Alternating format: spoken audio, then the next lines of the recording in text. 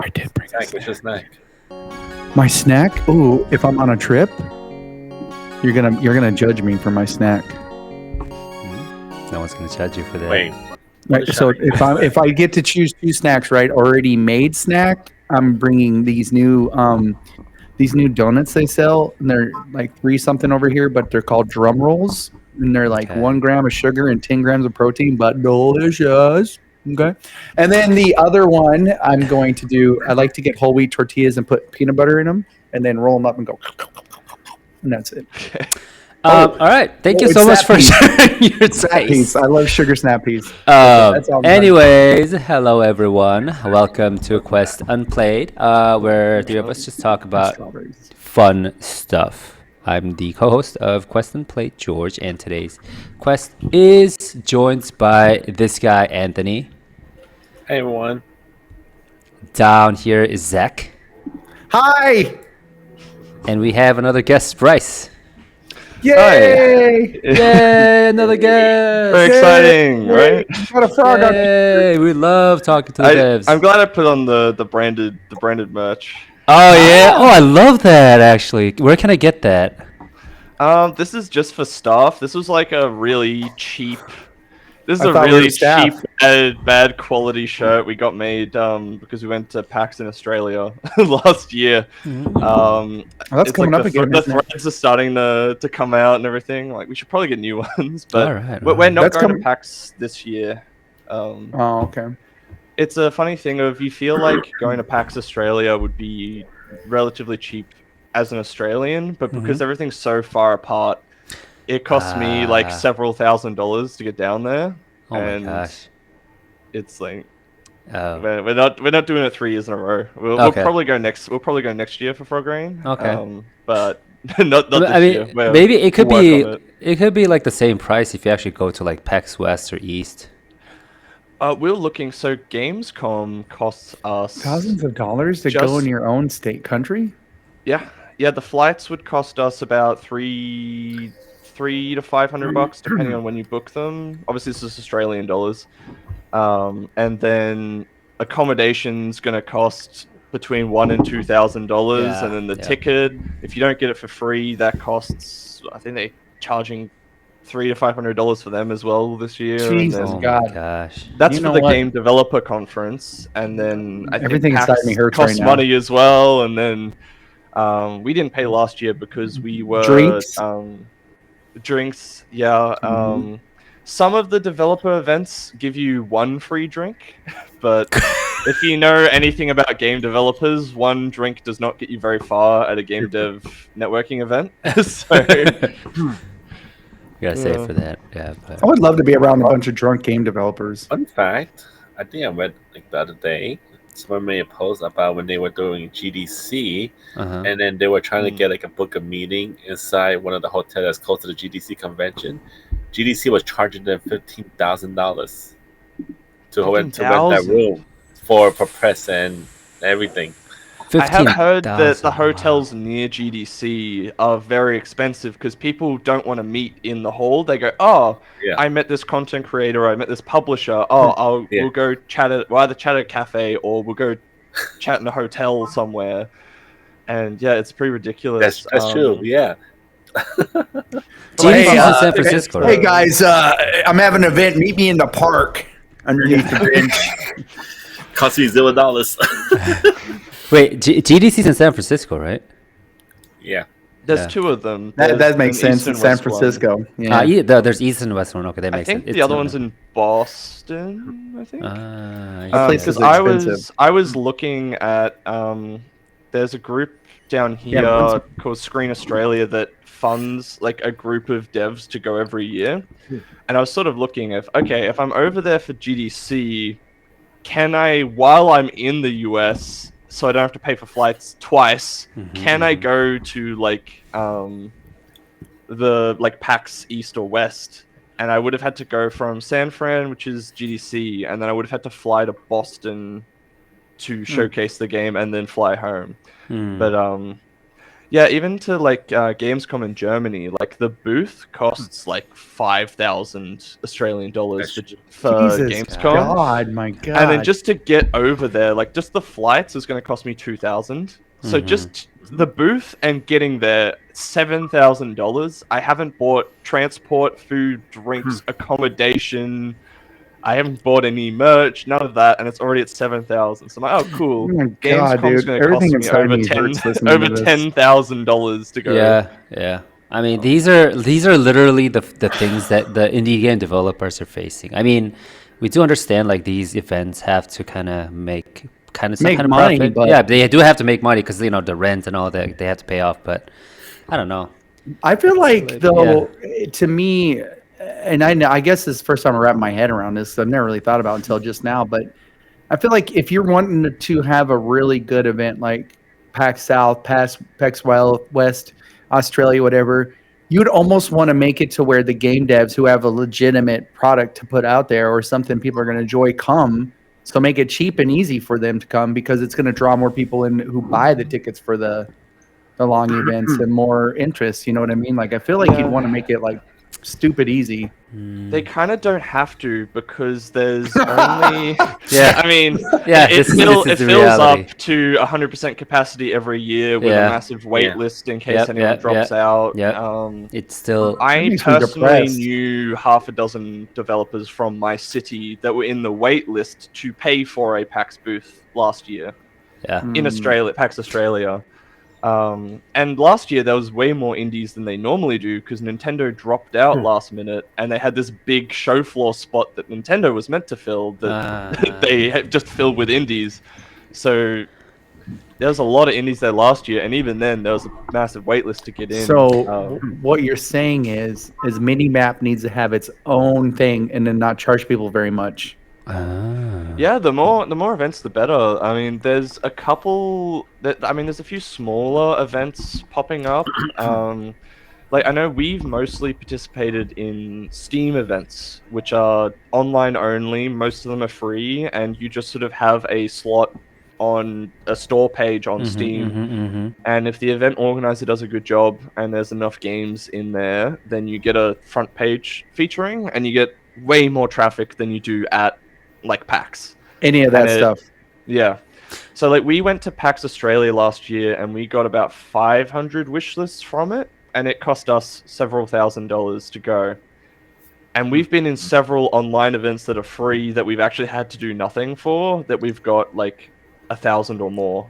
Yeah, from a that's way free event smarter. that we don't have to do anything. So this is exactly why I one day want to do like a Minimap showcase or like an online, I don't know, like the place where indie game devs can kind of showcase their games and just, I don't know, it could be like a online sessions or something, like keynote sessions maybe, hang Yeah. out.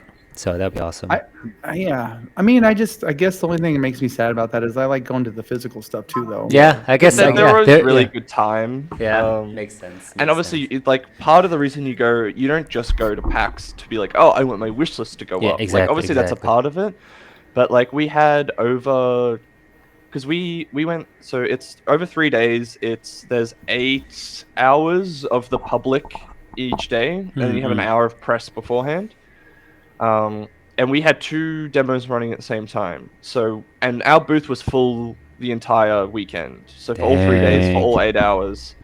So it ended up being the equivalent of someone would take about. I think I sent you the build that we Yes, ran yes, at yes, PAX. yes, you did. Yes, you did. There's about like 10 to 15 minutes of Mhm, gameplay. Most people at PAX took 15 minutes.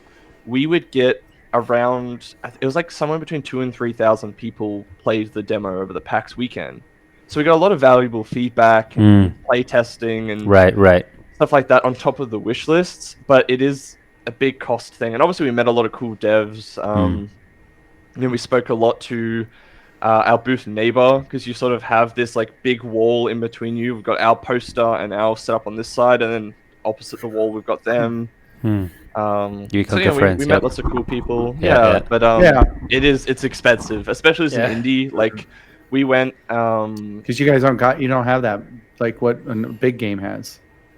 no, like right across from us, there was this whole section cordoned off for Final Fantasy XIV's expansion, Dang. and they had like dozens of PC setups. They had big booth. They had themed Oh. walls. They had big signs that are like, I wouldn't even know how big they are, like 10 by 20 meters or something ridiculous of just like Final Fantasy characters hanging from the roof. Yeah, makes sense, makes sense. And then there's us, and we're like, we have a laptop here, and then we have a monitor. We have a monitor being propped up on a piece of foam in the middle. Yeah, right. That has our trailer running on it, and we were right across from the Final Fantasy booth. We're like, oh, I actually feel like really scuffed right now. Yeah. Like this is the most like ghetto setup comparison, but like people don't care. Obviously, they just That would need to be play pretty games funny, and though. stuff. But Yeah. It is just funny. me across from that booth, I'm like, oh, I feel like our booth's not very good. Look at that.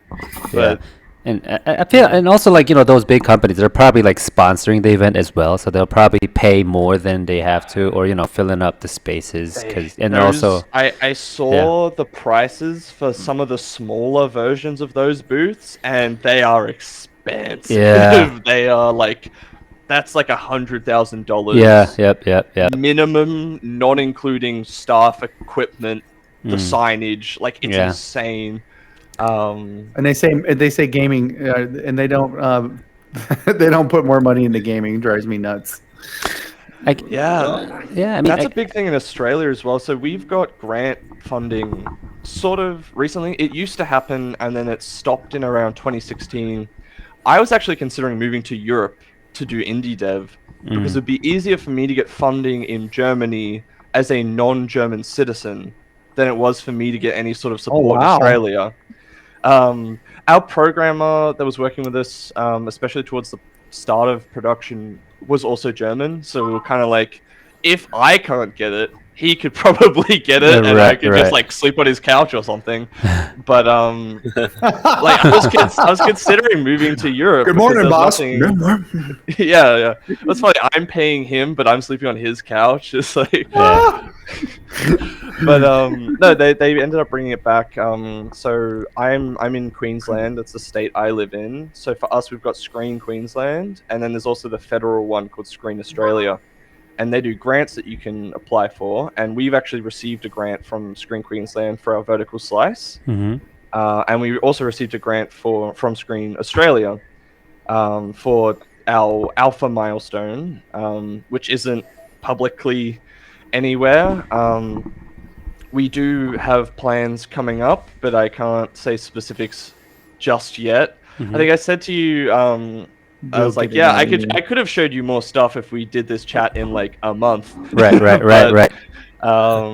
Yeah, we got stuff coming up very soon, but yeah, it's the kind of thing. We got funding, and even with that, like that covered a couple of our team members working at Australia. We have a thing called award rates, where you have like the minimum wage, and then each sort of industry and like profession has like a different, like, if you're a qualified person in this field, you should be getting this rate. So we're paying all our staff that in Australia, and that comes to like three of us working part-time for a little bit. We're like, oh, we can't get it. We got grant funding, and we can't get the game finished with the funding. Right. That's not enough. Yep. And it's like, obviously it's not their fault, but I guess this is the long-winded way of me getting into the thing of there should be more money being put into games. Was a couple years ago, Screen Queensland, I don't know what their new numbers are, but a couple of years ago, they sort of publicly said they were getting $2 million a year of funding from the government. And games that year, when they put the $2 million in, it generated $11 million of revenue for the state. Right. So you go, oh, the government's not even sinking money into this. They're actually net positive on this investment, which, if you know anything about Australian politics, a lot of what they put money into is a net negative in terms of cost outlay. So you look at it, and then like some states like New South Wales, they were trying to cut the funding, and our sort of, they're not our union, but like there's sort of like games community group called IGEA in Australia. They were sort of speaking to the New South Wales government, going like, what the hell are you doing?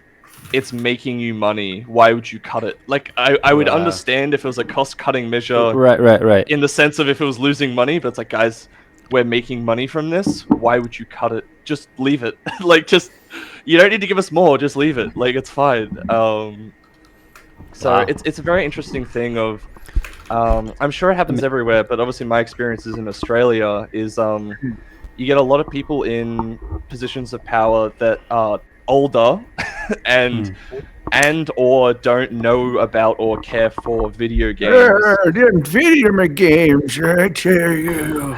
Yeah. Well, like we had stuff like like Screen Queens, and we get our grants from. They also cover all the film and TV at my state. Right. And the film and TV portion gets more funding, even though games makes more money than them. It's the thing of I don't know. It's just this interesting thing of games makes money and is growing, and the audience base is growing, and the I almost said the use case. The case for investing in games continues to grow every year, and yet they look at it and go, this is new. I don't like it. It's like, well, it's not new. It's like 30 years old at this point. It's super like, old. Mainstream gaming it's a is little like 30 older years than that. old. I would say 40 or so. I don't know. Like my dad was in the Air Force, and he had on the big, because he had the big computers back this like pre-2000s, and he would play Doom on his Air Force computer because he didn't have a home computer. he would play Doom, and you'd have the but he had to do that. He had to go into base to play video games, and it was good old days, right? yeah. So I looked it up. Germany is the #1 country to go to if you want your video game to be funded. Yep, that's why I was gonna move there. Yeah. Then France, then Canada, and your country is actually 4th. But they're doing really well now. But when I was looking, that funding that we're now 4th for was not available yet. Right. So it used to exist, and then they cut it. I think it was 2016, but it was before I was in the industry, and then I came into the industry and went, oh, there's no money, and then they brought it back. Quite fortunate timing for me, obviously. Yeah, that's really interesting. I think it's different in different countries, like regions and stuff like that. Because I know for sure like Korea is also. They're trying to bring, the gaming industry, because like the K-pop stuff, they're like, this is also like another content that we can become like the K-gaming, whatever and stuff. So like the government is looking into it. And also I know a lot of like government agencies are taking these indie game studios to Gamescom, like having booths there, packs and all that.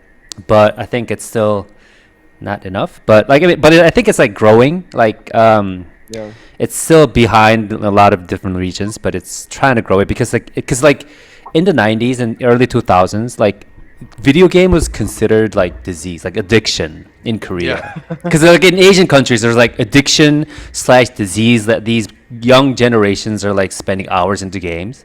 It's like not healthy because like the Asian thing, you have to study whatever all the time, good grades and stuff, and they're like, oh, this is like addiction, and they treated video gaming same as like gambling, like literally like the addiction level. So I think the culture has shifted a lot since then, I guess. It has changed a lot now because games like Stellar Blade or like Dave the Diver, those things are actually doing like globally well, and then actually spreading the culture and the content that was made in Korea. And then the government is like, oh yeah, I think this is great, maybe we should kind of fuel this to see if this is going to be a big part of the big global success and expansion. So that's good in a way. I mean, Australia just had Silksong. Yeah. Wait, Tim Cherry's from Australia? What is that game? I've never heard of. What is Silksong? You said? What's the name of it? Are you serious? Are you serious? I think it's Hollow Knight. I saw this like the character that looks kind of like Skull. Is I bought my son that game because he's like, I gotta have it because he played the first one, he loved it. And I didn't play the first one, but I went to buy it and give it to him on Steam, and I bought it, but I accidentally bought it for myself first. And I was like, son of a. So then I was like, here's your. So now I have a copy of it. I haven't played it yet, but then I bought 2 copies. Thanks. You're Yeah. welcome, Silk Song. I'll bet Anthony's already finished that game. Did you finish Silk Song, Anthony? No, that thing is hard. Yeah, I was about to say. I think isn't there like it's kind of known that game is like almost too hard. People are like, I don't. It's like so challenging. It's the most challenging game you ever played. Yeah, So you're telling me probably. don't even start it because I'll be I like, think no. Hollow Knight was Wait for the quite patch. almost divisive in the sense of people would play it up until the first hard boss fight of Hornet and get hard walled in the second boss in the game, or maybe the third boss if you count. There's like a fly in the first zone. And then this game, they're like, oh, we made so much money from Hollow Knight. We're basically chilling. We can now do exactly whatever we want. So what did they do? They made it harder. They were like, oh, we brought some Dark Souls influence into the Metroidvania genre with Hollow Knight. Let's take the Dark Souls influence and just hammer down on it. But funnily enough, I haven't even played it yet. I bought it because I'm making a Vania. Yeah, exactly. Frogreign is also a Metroidvania, right? Yeah, and I almost obviously I really liked Hollow Knight, and it was one of the reasons I started making Frogreign was I really liked Hollow Knight. But I didn't want to feel forced to play Silk Song right on launch because I was making this game. Like, I want to play Silk Song. I know I'll enjoy it and it'll be amazing and great, but I want to play it when I feel like playing it, not like I have to play it right now because I bought it and I was like, I want to enjoy it. Yeah. I want to enjoy it, but I also I bought it and I was like, I should play it really soon because I don't want spoilers to just flood the internet because of how memed this game release was. But it's been alright, and even spoilers, like you see a picture of a boss and someone's like, I hate this boss, and I'm like, that doesn't really ruin the game for me. Exactly. But yeah, makes sense. I mean, yeah, it's a difficult game for sure. I mean, Hollow Knight itself is difficult, but like Silk Song is like another level of difficulty. It had some tough bosses in it. I remember I wasn't like I beat it and I got I beat it 112% or whatever the 100% for Hollow Knight is. That's above 100 actually, but did the Path of Pain and all that stuff, and then you look at Silk Song, people are like, no, this is way harder. And the only footage I've seen from Silk Song was there's this one boss that everyone's struggling with that has a really long run back from where you spawn after the boss kills you. And I just saw the run back of you going through what is essentially an entire zone to get back to the boss fight. I'm like, oh no, there's gonna be hours down the drain just on these 3 rooms. That's funny. Yeah. But yeah, this is we haven't even started the introduction part, but this is awesome. I love it. This is so insightful to kind of learn how situations are in Australia too, because you have no idea if you're not in the actual region and actually becoming an indie game developer. So this is awesome. I love it. I don't want to derail the show though by talking. No. I love this. This is what we like. Yeah, this is why we actually started the podcast. We want to learn. We want to hear your story and. Silk has zero marketing. If you notice, they didn't use social media at all. I think no, they did have marketing saying something is coming, and then that was it. One in 3 years. I think a week before they actually announced that they're going to be releasing the game on September 4th, they're like, oh, we're going to have a showcase, live showcase on our YouTube. That's about it. That was it.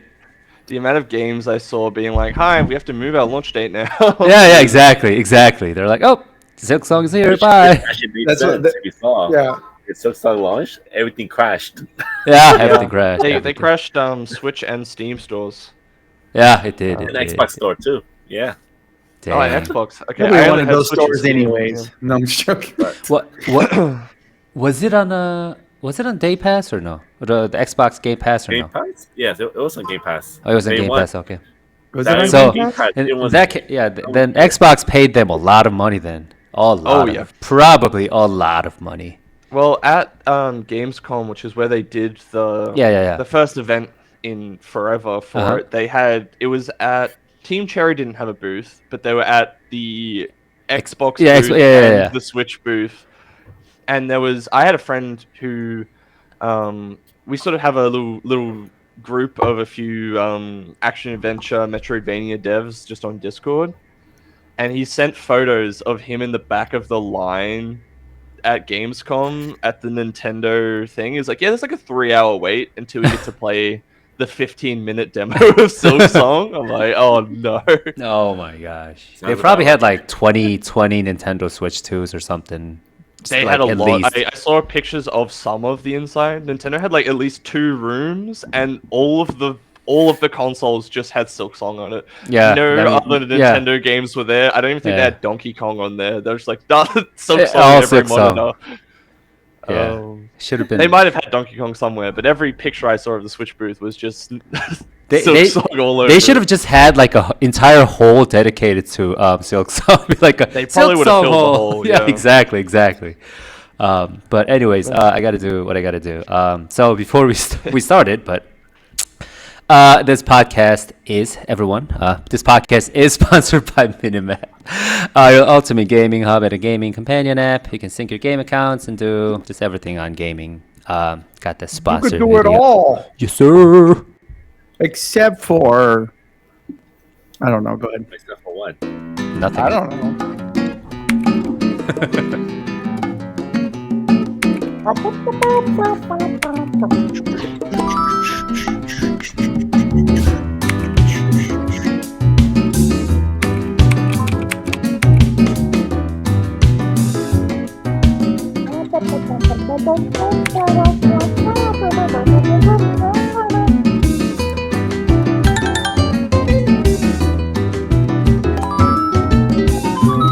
Watch when he rates everything, though. He gave it a 5. Those aren't 5s, my guy. Okay, sound okay. That's all he cared about was the sound. He's like, the rest of it can be crap. Sounds fine, it's fine.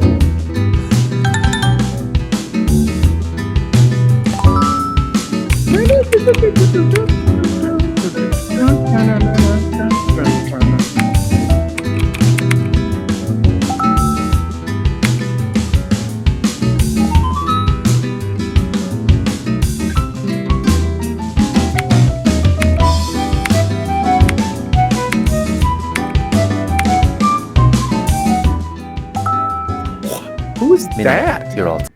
I don't know who is that. That was Who's just that was a smooth voice there, man. Yeah, I know, right?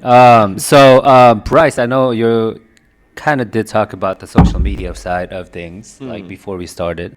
But Minimap is all about gaming, and everyone just like nerding out about their game. So it's all nothing else is, there's no other topics like politics. That's actually true. Yeah, That's actually it's all true. about games.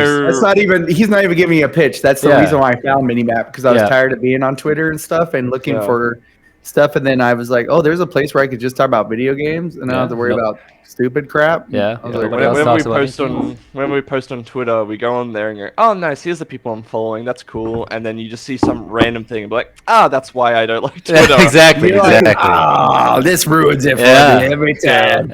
But Literally, I think it was this last week or weekend. Did you see that there was a heated debate on Minimap, George? no, what was it It about? got heated, man. Yeah.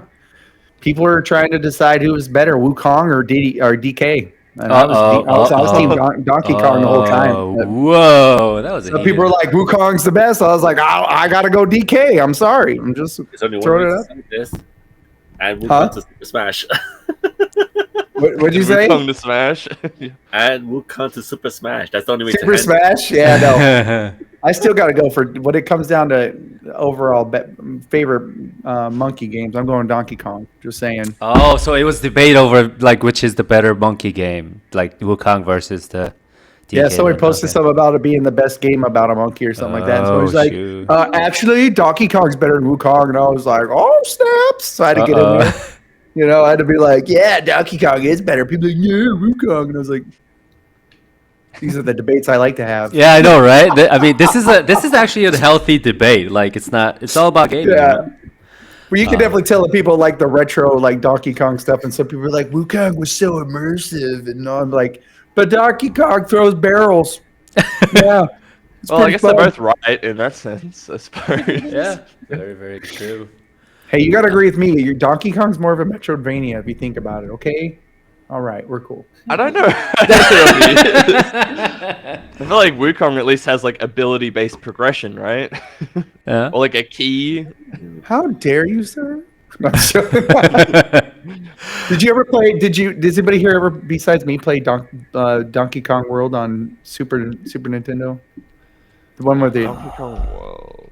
it was the one where there's like I don't even know they had what Diddy that Kong is. and stuff on it, and you shot yourself out of barrels and got bananas and was. I think I might have played it when I was younger. I Love think the Donkey main one Kong. I played was it Tropical Freeze? I played. No, I'm just pretty much Donkey Kong. I'm sure. Yeah, but Was it on Wii? Tropical Freeze? I can't remember. On Super So- Nintendo. Anthony, which is better, Wukong or Donkey Kong?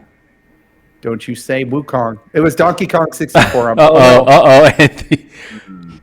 It was Donkey Kong Country. I'm sorry. That's what I got wrong. Yes, I can. I have no way of saying. Okay. I mean, they're both great games. I mean, I'm not gonna lie, they got their own, That's great. We should have Bad, started a bad. poll. That would have been funny. A I Donkey could Kong start a versus poll. Wukong I mean, like on a Discord. A and see- four-person poll. Yeah. There is a lot of people on Minimap that got into it. Oh, Not like, okay, they yeah. weren't like, you're a board. It was literally like people like, nah, man, I'm Donkey Kong all the way. And I was like, oh my God. This is what happens when nerds argue about stuff.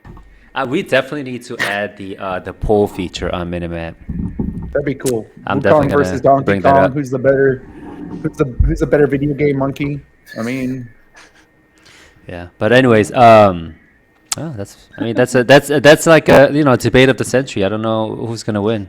It's gonna be And I a haven't tough played one. Wukong, Like so they- I'll probably they- have to they- go Donkey Kong by default, I think. Wait, what'd you say, Anthony? It'd be like saying who looks which character looks better. Oh. Is this What- pre-new design character Donkey looks Kong? better. I'm going Donkey Kong still. Come on, man. I mean, I guess I Donkey would Kong. laugh if they like somebody put Donkey Kong in Wukong, like the way Wukong looks, just as tie around, just like replace the face. Donkey Kong. just like hair and tie, just like. God, that's funny. But yeah, so are you ready to take the gamer type quiz, Bryce? Oh Yeah, have ready, you sent, brother. have you sent Oh, a link? No, we're taking it together. Oh no, you're Oh, taking it okay. on here Yeah, with us, on brother. screen. Yeah.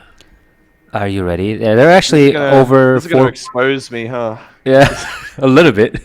But no judgment though. Like we all got our Only people say no judgment or judging Yeah. people. I was gonna say if you have to keep saying no judgment. Yeah. Okay, a little bit of I those. was just about to say, man, just do you. But he's Okay. like, no judgment. Ready? First question. It's finally the weekend after a long, tiring week. Do you ask a friend to play a video game together, or do you need to spend quality time alone? Look, I would say I would have to go. I like both, but I do play a lot more single player overall. So go quality time alone. Okay. The new game just released isn't my type, but a friend is urging me to play with. It's not my cup of tea, so I refuse at first, but it would be fun if we play together. Or do you listen to your friend's words and play together right away? Depends how much it costs. Yeah, it actually does. If they're trying to convince me to a game I don't want to play and it's $100, Yeah, I'm much less likely. But like yeah, probably not. something like I played like games like Phasmophobia and like Repo and things like that for like once or twice. Like Right. that was cool. I'd say overall, let's say I'll say listen to my friend, but I will put the asterisk on it of if it costs too much, I'm saying Yeah. no. So, Okay. I'm Yeah. actually curious. What's the most expensive game you ever purchased? Oh. Most expensive. It probably would have been something like, when I was in high school, back before I lost faith in the Assassin's Creed franchise. I think I got like one of their like deluxe editions or something like that. Right. I would say overall, like I don't have a Switch 2 yet. Switch 2 games would probably be up there for most expensive thing Probably. because they are $120 where I Damn. live. Yeah. Oh. Which is pretty rough. I mostly play stuff on PC, and I mean I play a lot of like strategy and like simulation kind of games, which are the kind of games that I usually will also wait to buy on sale. But I guess it's a caveat. Are you including DLC in the cost? You can. Yeah. Because sure. if you're including DLC, it's probably the Total War Warhammer games. Ooh. Because That's those expensive. are about like what, 60, $80 full price, and then each DLC is like $10 to $20. Yeah, that's true. It's like the Sims game too, right? The Oh, game is God, like yeah. $40 plus like DLC if you want to change clothes or something. I I'm won't put that. glad I never got into The Sims like that because, yeah, I think I would have ended up eventually getting a substantial amount of Yeah, DLC like thousands for of it. dollars. Actually, yeah, I think it's close to 1,000 if you purchase all of them right now. Oh god. Well, These like are I bad. played Stellaris a bit in high school, and I stopped playing it quite a while ago. But if I was to get back into it and buy all the DLCs for it, actually, I want to check on Steam. How much would that cost me? I will continue the quiz while my Steam boots up. Okay. Next question. Yeah. You're thinking about joining a community with strict terms to get game information, from self-introduction to attendance check. That's too much for me, or it has good game information, so getting ranked up after 3 days is not a problem. Strict terms. I don't Like, you know. Like Reddit and I- stuff. Yeah.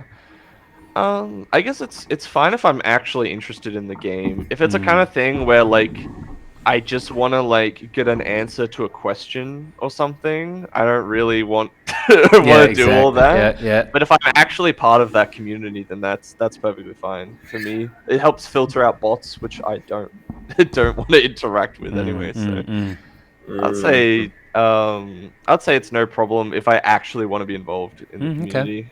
I guess so. Yeah, I think like a lot of Discord channels or Yeah. Reddit channel subreddits, they ask you to do certain things like leave comments or something before you can get access. Next question. Before buying a game, you carefully read over people's reviews, watch the trailer, check the price, or if the game looks interesting, you trust your instinct and make a purchase. Interesting. Honestly, for stuff like indies, I'll normally do the second option. But anything AAA or anything like that. Although now that I think about it, I can't remember the last AAA game I bought. I don't even know. So I guess the second option. Okay. I think this also kind of depends on the price. If it's like $80, Yeah. obviously I need to check reviews, watch trailers, and whatever. Yeah. But if it's like $5 game or like $10 game, I'll be like, oh, this looks interesting. I might just buy it. I mean, it's just I guess like, that's also technically my answer because indie games are cheaper. So it's like Yeah. if I play it once and it was $20 and I go, oh, that was alright, but it's not that what Yeah. I'm looking for. It's still Yeah. fine. Very true. But if I Very buy true. something for $100 and I don't like it, it's rough. So- Yeah. It's like the price you pay when you go to the movies, like you have to, it's like Yeah. $15, $20, now it's like 15, I don't even know how much it is now, but like $15, $20 anyway, so, yeah. Next question, if someone is watching you play a game from behind, it's the perfect opportunity to show your amazing gameplay, or you're actually good at it, but due to the pressure, you are missing skill shots. I don't know, definitely the second one. Missing skill shots. Yeah. Yeah. Do you play a lot of multiplayer games too, or what are some? No, so I play mostly single player, but there's there's like a long story of that. Basically, growing up as a kid, we didn't have much internet. Obviously, I grew up in Australia. It was myself, my mum, and my little brother. Okay. And we mostly lived in regional areas anyway, so like Right. not big city centers. And also like internet was not something that my mum prioritized very Yeah, much. yeah. It all depends. So on it was the family kind of history. thing of until I was like, I want to say 16, we never had more than like 20 gigabytes a month of internet data. Wow. So like you watch like 2 YouTube videos and our monthly data is cooked. Like it was it was real bad. So like Oh I my played God. single player Okay. pretty much exclusively until I was like 15, and then I Okay. played like free multiplayer games because I was Mm. poor. So I played like Overwatch and like MMOs, and I'd Mhm. play MMOs up until the point where you had to subscribe or like Right. or it got really grindy, and then I'd move to the next one. So like I only Mm. ever played World of Warcraft up until like level 30 or something. Yeah. I remember that. I remember that. You had to pay Uh, like $20 or something per month. Yeah, I never had a WoW subscription, but I played every like race up until the end of their Like the race free story. version. Like Yep. yeah. Like I finished like the panda guys up until the end of the panda story, and when you Mm. start like doing the joint things in the expansion, I would just drop off and start Yeah. a different character. Yeah. That's Yeah. good old days, right? Yeah. Yeah. Next question. You're playing a newly released game for the first time. Rather than having regrets later on about missing something, you go over the tutorials, or if it looks similar to the one you've played before, so you skip the tutorial. Now, when you say tutorial, you mean the in-game ones, Yes. not like looking up an online guide. Okay, Right. I read the tutorials. Okay. I'm a game dev. I Okay. know how annoying it is when you put a tutorial somewhere, no one reads it, and they go, "I don't understand what's going on." It's like, Yeah. I've given you 3 signs. Yeah, it always happens. You're like skip it, skip, and then they're like, how do I do this again? And then you have to like go back to it or something like later. Yeah, It always yeah. happens. Read the tutorials, everyone. Yes. Next question. You're playing a mystery-solving game. Based on your years of experience in mystery-solving games, that guy is the culprit, or although that guy looks suspicious, you need to start collecting evidence first. I mean, it's like the second option, but there's always one person where you're like, no, that guy's definitely guilty. Yeah, 100%, 100%. I mean, it's always the thing of like, I played like the Phoenix Wright games as a kid, and it's like the guy that's like sweating and like rubbing his brow, and you're like, well, obviously he's guilty, but you need to Yeah. find like, oh, he hit him with a trophy, you know, like. But no, definitely the second one. Next question. In order to equip the rune that increases defense by 0.01%, you have to return to the lobby. That's not a big difference, and my friends are waiting, so I just go. Or do you tell them to wait? You go back to the lobby to equip the rune. How long does it take to load into the lobby? Probably like a couple of minutes or so, like Okay, 5 no. minutes. No, if it's like I can menu out, do it, and menu back in. But no, if it takes like load screens and stuff, I'll probably just go in. Probably like the first one then. Yeah. Yeah. During gameplay, your companion's characters has been bitten by a zombie. It's a game. You might be able to find a cure, so you decide to accompany them, or everyone in your group can get infected, so you choose to kill them, even though it is tragic. Oh no, they're dead immediately. They're dead immediately. I recently have been playing Project Zomboid with some friends. Okay. Oh, I love Project Zomboid. It's Yeah. so good, and whenever someone gets bitten, they essentially strip off all their gear. You take one weapon, and then you lead the horde of zombies out into a wood and have an epic final stand. You make them do that? You can only keep them go back to alive. the base. You don't get to go back to the base. You know what I love about Project Zomboid too is when you go back and you have to make a new character, your old character's walking around. So you can Yeah. murder them and take your stuff. You're like, hey, buddy. Have you do you ever put any mods on the game? Or do you ever do any of the mods? We played vanilla because none of us were experienced in the game, and we wanted to do vanilla first before adding quality of life. Right. I am aware that the mods are very good and add a lot of quality of good. life, but we wanted to experience it default before we Yeah. go, this Right, mod's right. nice. Right. Because if we just Yeah. play the mod, we don't know how bad it was without it. Right. I Yeah, guess. it's understandable. Yeah. Very, very understandable. You gotta play the original first. Oh, we did. And then we modded it. Yeah. Next question. Even if you don't express it, you feel like you keep losing because of your friend. Are they not feeling well? I lift up my friend's spirits, or do you send them a link to the characters, tips and tricks, and suggest that gameplay? That's interesting. I feel like these for me aren't two separate options. It's a sequence. Okay. But which one do you do first, though? So I would be like, "Hey man, you doing all right?" And if they say, "Yeah, I'm good," I say, "Okay, well you're playing trash." So here's. But like, if they're not feeling well or like something's wrong, you skip the second step and you're Right. just like, "Okay." But if there's nothing wrong when you check in on them, that's when you. Do the second step. Yeah. Makes So I sense. guess Makes we sense. we would default to option A here. Okay. It's Um, like A, option A, if true, B. Yeah. This kind of thing. Next question. The character has bad performance, but the appearance is totally my type. Considering the balance of my party, I cannot put them in my party, or I have to put my favorite character in the party no matter the cost. Oh, this is interesting. So this makes me think of I absolutely no-lifed Baldur's Gate when that came out. And for me, it wasn't that my favorite has to go in. It was more that my least favorite absolutely is not allowed in. Oh, okay. It's the So other way around. it Okay. was like, I found Astarion annoying, which may be a controversial take. So I was like, he's banned from my party. He's not allowed in. I say that, and then I had Lae'zel in the party, which everyone thought was annoying. But I needed her to hit things. So Okay. I guess I don't know my answer to this. So I guess because my whole reasoning is based on my least favorite not being included, but my Okay, favorite okay. always being included. That's interesting.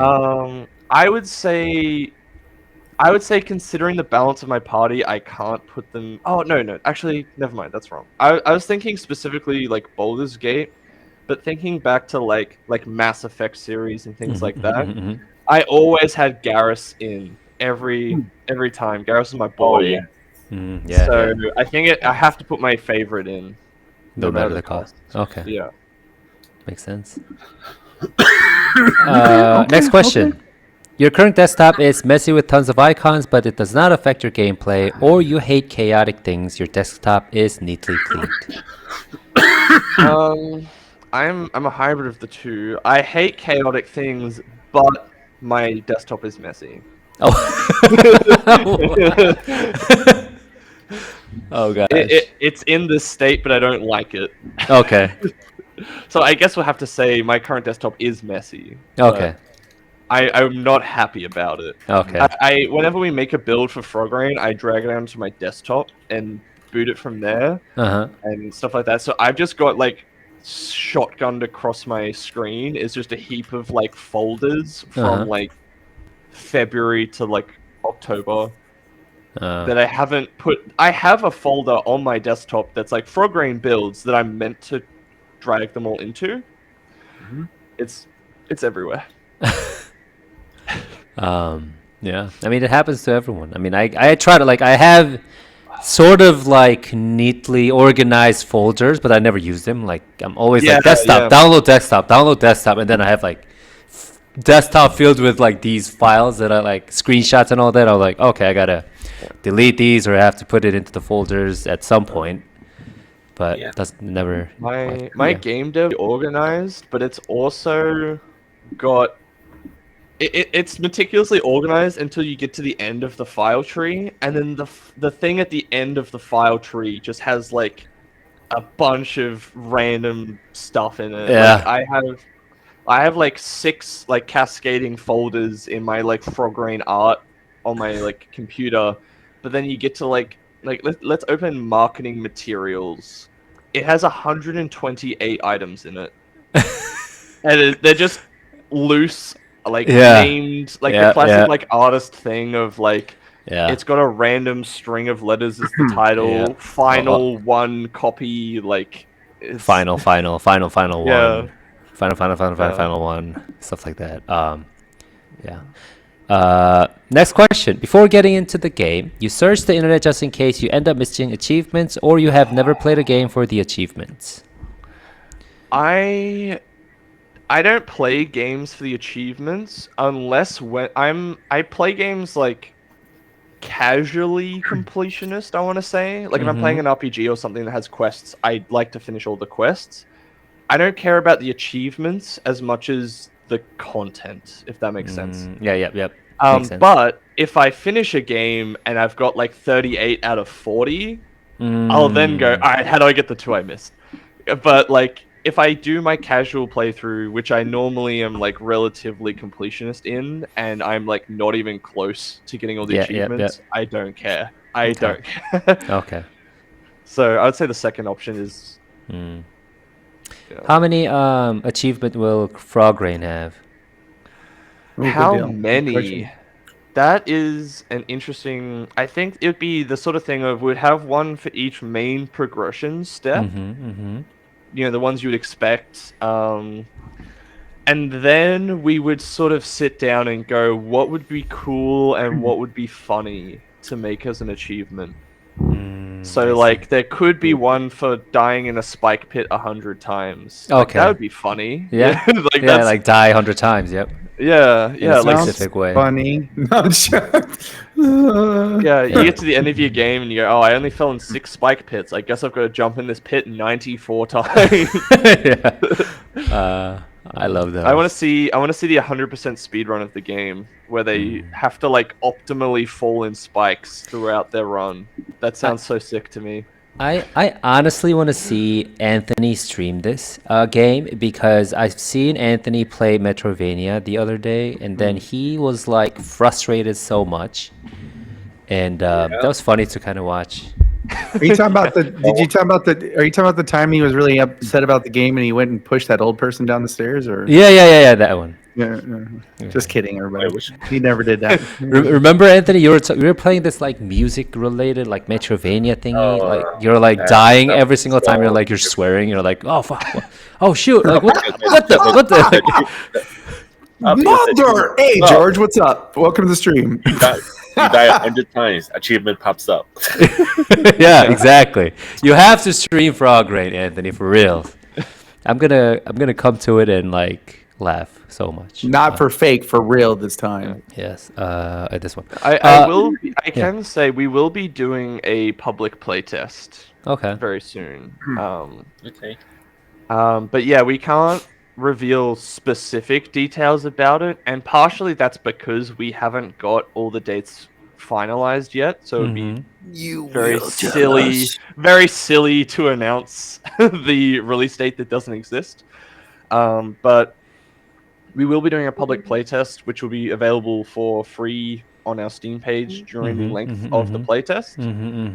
But other than that, I can't tell you specifics because I don't even have all of them yet because we're waiting for like external things for that as well. But yeah, Makes sense. I know the build I sent you guys was very old, but I hope but I hope it wasn't too bad. It's the thing of we did it at PAX and people really liked it, but now if I go back and play the old build, I'm like, ugh, like that sucks. Like that's because it's after a lot of playtesting that you have improved your game too.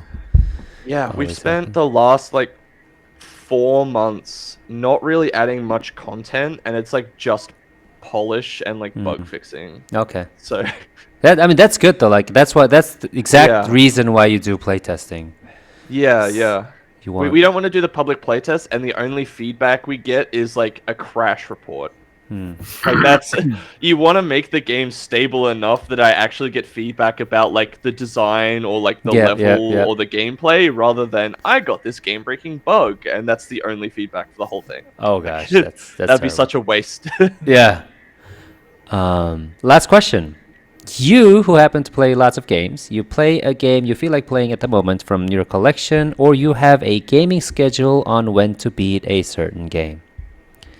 No, definitely the first one. Okay. However, I do have a list of games that I'm like, yeah, I really should play this game. It's on my to-do list, and then I look in my library and go, I feel like modding Skyrim again. and do that instead. So Oh yeah, yeah. That's like same with like Netflix and stuff. Oh, you gotta watch these shows, but I'm just gonna go back and watch Breaking Bad for the 90th time for this one episode or something. I don't know. I always do that. Yeah. And you are a gentle cleric. Let me see what you got. Please, let's play the game quietly. I think this kind of fits you. Let me read some of the characteristics you have. If I'm hooked to a game, I feel very passionate about it. Spends a whole hour to decide whether I should use this axe or that sword for the boss battle. I become fun and loving after becoming friends, but before that I put a defensive wall around me. Solo play is fun, but oftentimes I want to do multiplayer, but multiplayer gets tiring, so I want to do solo. I want to play solo. I lift the spirits of the players who are left out, but I keep a distance if someone acts too friendly. If someone I don't know sends a friend request, I don't accept them. I keep a poker face in front of a friend who sucks at video games, but I'm criticizing their gameplays in my mind. I'd hate to drag others down, so I always pull my weight. Yeah, I think like which of the personalities sticks out? I think at least a good portion of them, I would be like, yeah, that sounds pretty good, like no notes, and then some of them, it's like, it's requiring the asterisks that we couldn't include in the answer. Like, I keep a poker face in front of my friend that sucks, and the asterisk there is only if they're like in an emotionally bad state right now. Right. If they're fine and chilling, I will make fun of their game. Oh yeah. Yeah, I think I also do this. Like solo play is fun. I want to play multiplayer, but then multiplayer is tiring, so I want to play solo. I think I'm always. I play a lot of single player games, but then there are games that like I really feel like. I played like Helldivers near launch for like a couple of weeks, and it was like super fun. And now none of my friends play it anymore. Oh yeah. And I want to jump into the new update, but I don't want to like solo queue for it. Right. And I'm like, Yeah, it's mostly like any squad based game. I find I can usually only manage to get like one or two friends interested in that game at a time, and they're always like 4 to 6 person squad games. Yeah, always happens. Yeah, well, that was fun. Thank you for taking the gamer type quiz. And I think we are ready to jump into. Well, we have been talking with you for like the last hour, but this is where we talk about the game and your story and all. So this is where we talk about you and your game Frogreign more. But before that, let's play the trailer.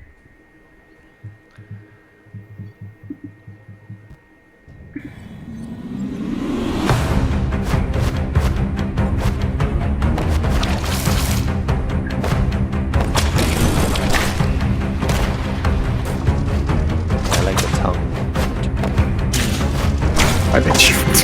It's so creepy the way he said that. I like the tongue. Yeah, because like, you know, I have a frog in my house right now. I too like people who fight with their tongues. I don't know what it is, but I do. I'll be honest with you.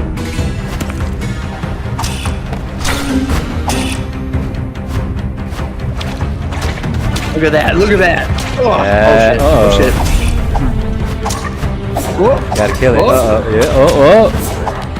I like how he doesn't have it's literally his tongue this whole time. Yeah. Like he's like he's like going pop. People are like, oh, my eyeball. Who's using that, my guy? That's pretty dope. Yeah, that was pretty dope. Thank you. I think. Where's my frog shirt? I want a frog shirt now. Yeah, me too. We have actually been asked a few times about merch. We have to get around to it at some point. I think. When you have a character that good, you should have merch on the ready, my guy. Yeah, it's the frog in a hat. You know. Yeah. It's cool. Ooh, a frog hat. That would be cool. For, the little frog thing in your face sticks out right here. Yes, and yes. Eyeballs, and So my first question would be like, why did you choose Frog as the main character for your game? Yeah, He's a prince, by the way. Prince it's Frog. a pretty interesting one. So it's based on just a red-eyed green tree frog. But the idea for a game with frogs, it literally started, I was on a hike, and at the bottom of the hike, there was just like a sign that was like talking about the local wildlife, and it just had like a, almost like a mosaic of like 50 different frogs that are in the region. And I just looked at it and I was like, oh, you can make lots of cool characters from frogs. And that's where the idea started. And then it sort of we were initially thinking about making something ridiculous as our first game, like an RPG or something, and then we went, oh, we should make something smaller, let's do a platformer. And then platformer went from platformer into a platformer that has physics sandbox interactions and a grappling hook that you can use on any surface enemy or object, but that is also a Metroidvania.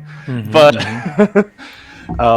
yeah, the idea for the grappling hook came from, I was a bit frustrated in quite a few games how you have a grappling hook and you can only use it on very specific objects, or like in very specific scenarios, like on a grapple point, or stuff like Ghost of Tsushima, you have the little things you can hook to, or like even like old like platforming games like Jak and Daxter's or Ratchet and Clanks, like you have the floating green orbs that you can swing from, and only the green orbs. And even stuff like Uncharted, how they have their thing where you can zip into the air and do the paragliders and all that fun stuff. But I don't know, it's still that game, and like that game is probably like the closest to being able to use your grapple hook on things. But like, especially when you came back to 2D, it was like, oh, there's like a roof that you can climb on, or a grapple point. So we were like, oh, what if you can grapple anything? And then that's sort of, in our game, you can swing from surfaces, you can push, pull, you can eat things, you can pick things up and throw them, you can do all sorts of stuff. Like you can drag enemies into pits, you can slap them, you can move crates around, you can hit enemies with crates and objects, you can like there's a bit of inspiration from it's funny, we call ourselves a Zeldavania a couple times on social media, mainly because we just thought it would kind of annoy people that we were like making like a new word. But basically the idea was, we aren't explicitly trying to make something like Metroid or Castlevania. We were more like, oh, what inspired those games? And like Metroid 1 was, oh, we really liked Zelda, let's do it side-scrolling. And that was Metroid. And then Castlevania is like, what if we add some like funky little upgrades and like RPG elements, but you're in a castle now, not an alien planet. Right, and then it's like, for us, we're like, okay, it's the exploration, it's the item or ability-based progression, and it's an interconnected world. And a thing that has obviously become attributed to the genre now is like the backtracking. We aren't as focused on the backtracking. We do have it, but we're kind of focusing on, we're not making backtracking a part of every part of the game, just when we think it's like cool or interesting.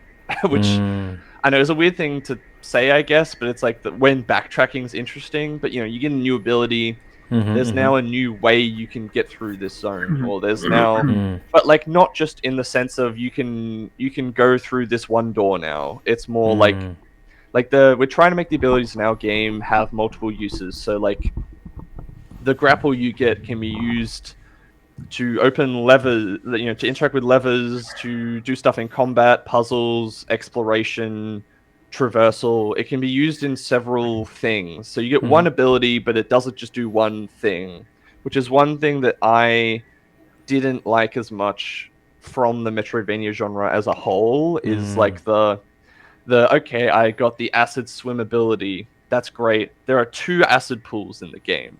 And you're like, okay, so I got one ability that essentially unlocks one door. That's fine to have that sprinkled in. But for us, we really wanted to focus on, okay, can we have a few abilities that can do lots of cool stuff, or at least have lots of utility? Right.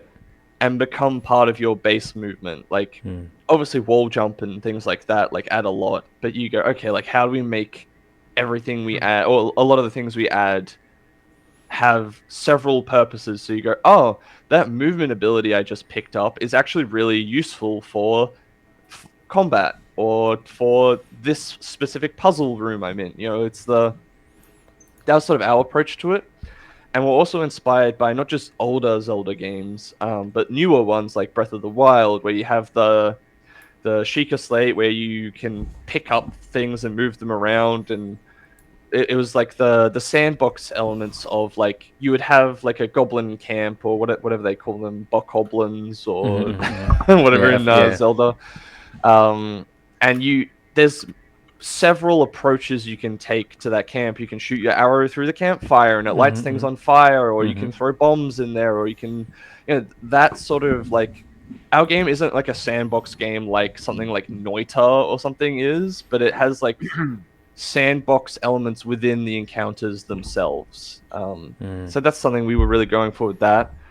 And I guess also on the Zelda thing, we do have like self-contained dungeons that are more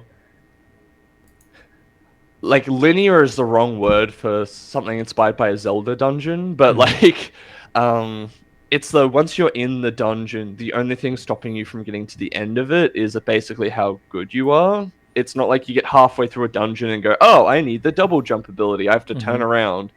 So we've got those like classic format dungeons, and then like the overworld connecting them is like the Metroidvania map is kind of our approach.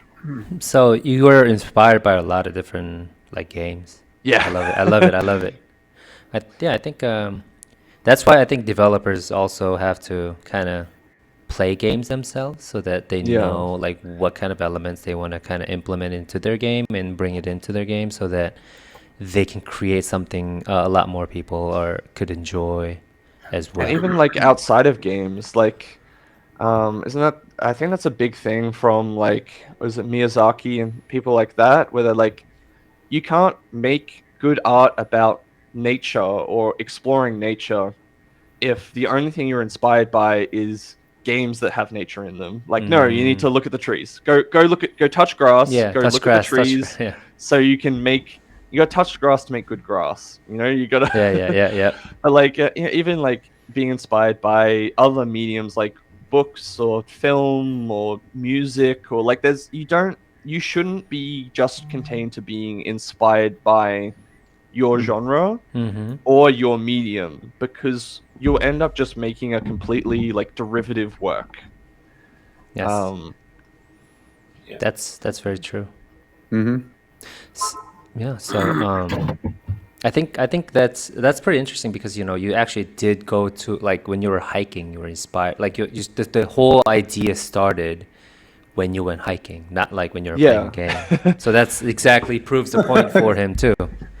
Yeah, I mean, I got the idea for one of the areas in the game, which is like the home of the tree frogs, because I was on a hike and there was like a sort of a log that was wedged up in like the canopy, and it's like, is this weird thing of like, oh, there's a log that's like in the upper branches of a tree.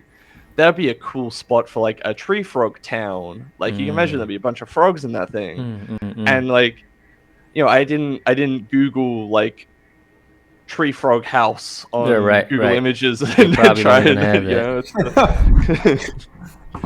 That's funny. Yeah. I'm sure you get lots of weird results with all the AI happening. Yeah, now. probably. But I think like you're like, trust your imagination, because imagination, you can't, like, AIs can't beat imagination. No, they can't. with the stick, but it would, it would take a while. Yeah. Look, AI does potentially have use cases in the space eventually, but its current implementation is literally just like breaching copyright and stealing people's work and then spitting that back out at you. It's like that I can understand, like I can understand why the technology could and perhaps will be useful, but in its current implementation, like, even outside of like ethical concerns, like, Mm-hmm.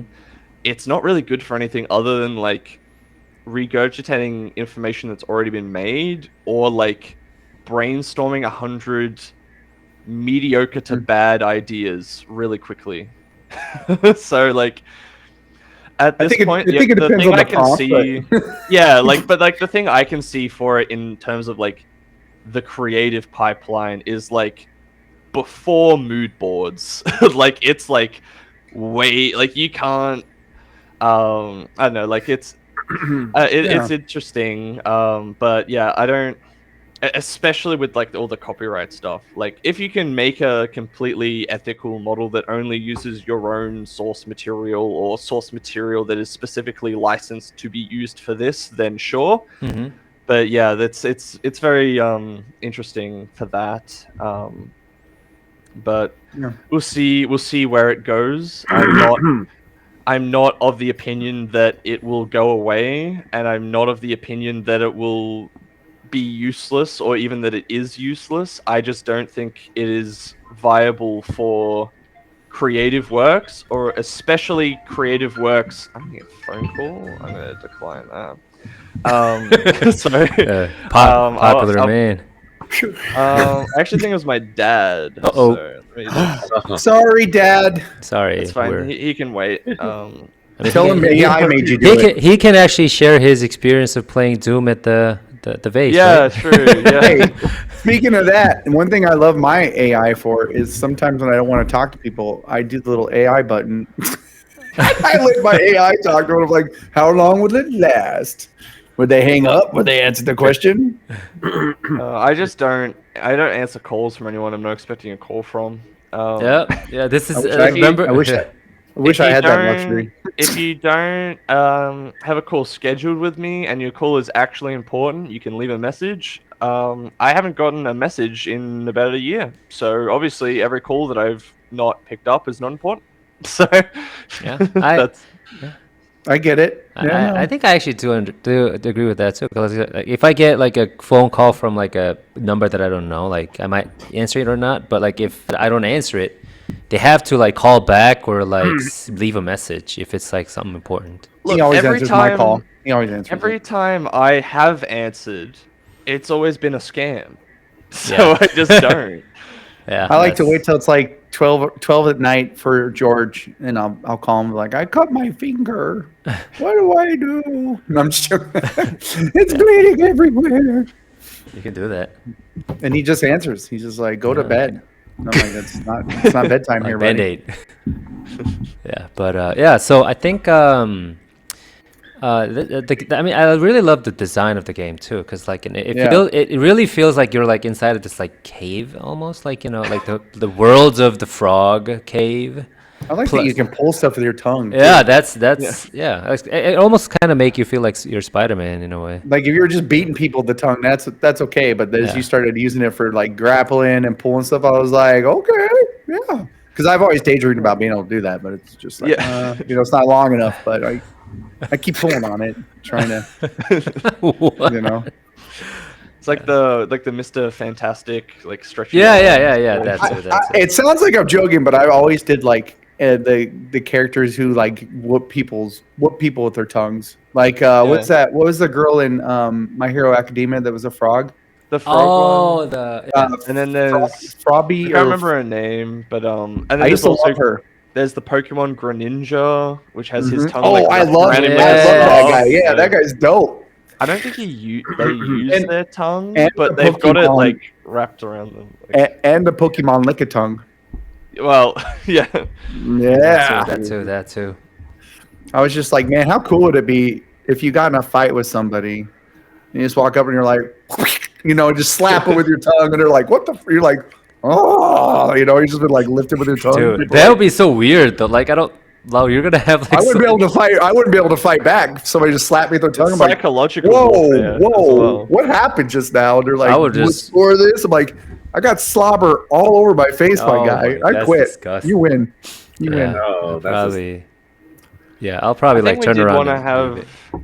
Then we did want to have like dialogue responses if you like lick an NPC or something. They're like, "Oh, what the hell, man? Like, what are you doing?" Like, Oh my gosh, link an NPC. That You would be gotta have funny your as hell. character just typing, like he's like clunk clunk clunk clunk. You're like, Jesus, that's impressive. Yeah, you could use Like, your hands too, though. Like we've Just saying. tried to incorporate it into lots of systems. Like even like the shopkeepers, like you have the items out on like podiums in the shop, and you Mhm. pick it up and carry it to the counter with your tongue. Because we were like, what would be a more fun way of doing like a shop than just like a UI menu? Is like, oh, we have a grappling hook tongue. That's Let's just actually dope. yeah. pick up the shop items with the tongue. You can wait, you can actually do that, or are you just thought about Yeah, it? no, we've got that. Oh. Where is that for us? Well, where when is when the demo. Wait, are you planning on releasing the demo anytime?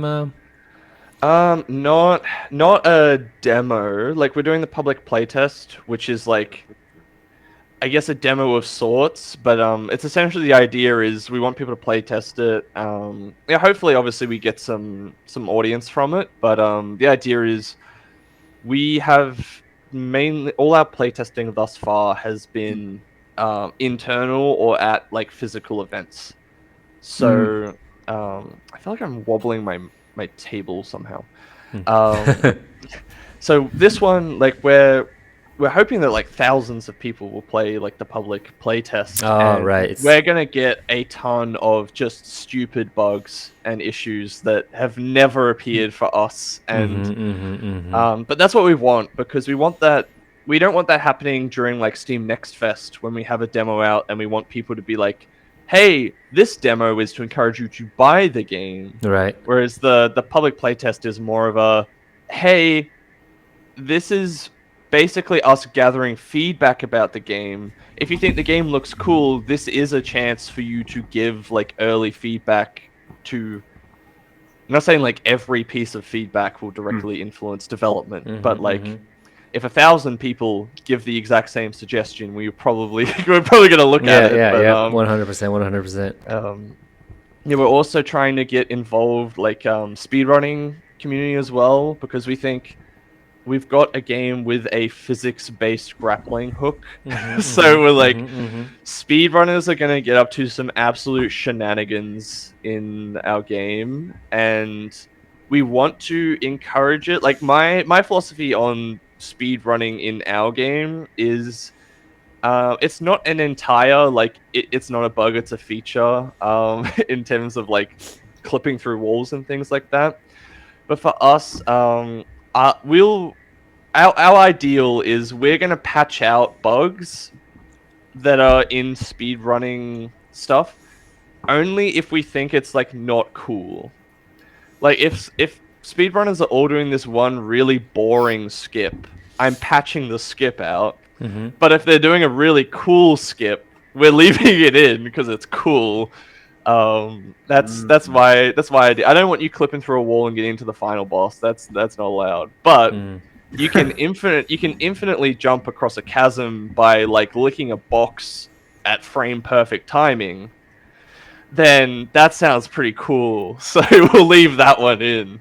But obviously, I'm sure that'll be harder in practice to do than in theory, to just patch out the non-cool bugs, because I'm sure we change the physics slightly and suddenly that patches out a speedrunning tech. But you know, that's our general philosophy, is like we're aiming for as low a skill floor as we can, and then like a high skill ceiling for our game.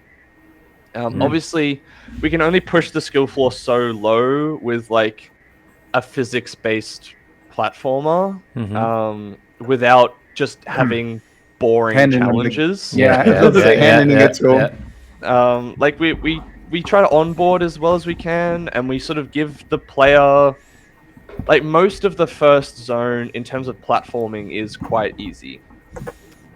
But we sort of give you the first zone and be like, okay, you've had the intended route through the first zone is quite easy. You can you can find some real sneaky ways around, but right. We're not expecting every first player to do that. But yeah, as the game goes on, we're gonna be like, oh look, there's now spikes here, and oh look, you've now got to swing around, but there's flying enemies you have to dodge midair as well, which isn't really a thing early in the game, and Obviously just interesting challenge. Like one of the things I really liked about Hollow Knight was you have this really nice atmospheric world, and then you've just got this like Meat Boy spiked corridor jammed in a cave wall, and you've got to like do some really precise platforming to get through. And you're like, Did you just reference Meat Boy? yeah.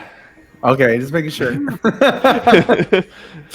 It's This is just like a super Meat Boy, I suppose, but Yeah. No, I just whenever somebody mentions that, I'm like, someone remembers. No, they actually did release like the 3D version of it, or was it they released it, or they're planning to release it, or something? I think. what's I don't 3D know. Super Meat Boy? I think so. I think they're supposed to do like a. The reason I love when people mention Meat Boy when they're talking about these game stuff is because that game was made by two guys, and they actually had a film that showed that actually went. It was like a bunch of different devs, but they're one of them, and it showed them like these two dudes working across the room from each other, making this game, and just like not knowing what was going to happen. And they released it on Xbox. At first, they released it. Something happened, and it wasn't showing. And then Xbox got it right, and then they didn't expect to do that great, and they showed like 1 million copies the first day. They're like $5 a pop, like like that, and they're just like, "Oh my god!" I was like, "That's got to be like, I would have called everybody like, hey, I made it," and just slam it on the phone. Yeah, down. Dad, I made it. Look, Yeah. I wouldn't be upset with 1 million copies week one. That would be, I'd be pretty satisfied with it. Yeah, we're like more than satisfied. Yeah, that's 100%. just. I think it's like a lot of. Not a dream, but like it'd be you never because like yeah. We don't need Frogreign to make that much, but if it But- did, it would help. A lot. There's Yeah, gonna be yeah. Frogreign Well, It's like, like, 2. we're definitely making a Frogreign 2, boys. I'll tell you that much right now. Frogreign 2, Snake I don't Rain. know if I don't know if I want to make a Frogreign 2. Oh, it's too late.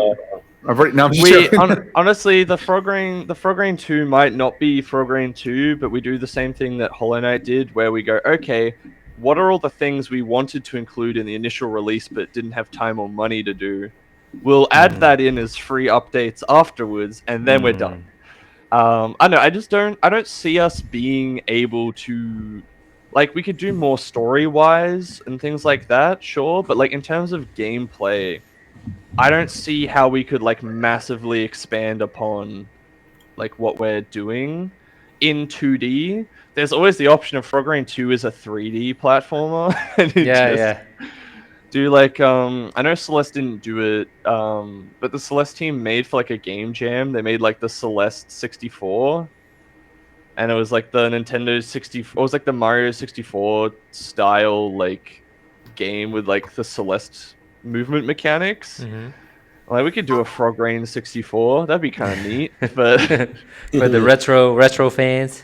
well, I'm a pixel artist. I've been doing pixel art since 2019. If I went to 3D, I would prefer not to throw my like entire skill set straight in the bin. Like I would do something like low poly with pixel art textures, or like something like that, where I could still utilize at least some of my skill set. But the idea then would be I would be expanding on my skill set, which is like interesting and fun, rather than going, I'm going to learn how to make photoreal textures in 3D, going from like being a pixel artist.